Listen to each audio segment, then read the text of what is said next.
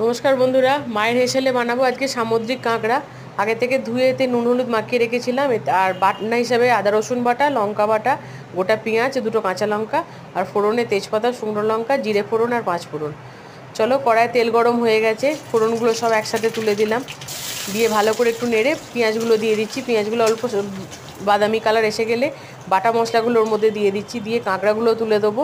দিয়ে ভালো করে মশলাগুলোর সঙ্গে কাঁকড়াটা একটু ভেজে নেবো। ভাজা ভাজা হয়ে গেলে সামান্য একটুখানি নাড়াচাড়া করেই নিতে হবে। তাতে পরিমাণ মতো নুন নুন দিলাম, আর অল্প একটুখানি হলুদ গুঁড়ো দিচ্ছি। দিয়ে আর একটুখানি জিরে গুঁড়ো আছে, অল্প সামান্য ধনে গুঁড়ো দিয়েছি। দিয়ে ভালো করে মশলাটা মাখিয়ে নেবো ওর সাথে, যাতে কাঁকড়া গায়ে ভালো করে লেগে যায় মশলাগুলো। এবার মশলা ধোয়া জলটাই ওর মধ্যে দিয়ে দিয়েছি, তবে পরিমাণ আর একটু বেশি জলও দিতে হবে।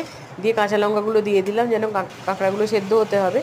ঢাকা দিয়ে দিয়েছিলাম। দেখো, কাঁকড়া হয়ে গেছে। নামানোর সময় একটু গরম মশলা দিয়ে দিলাম। কেমন হয়েছে জানিও।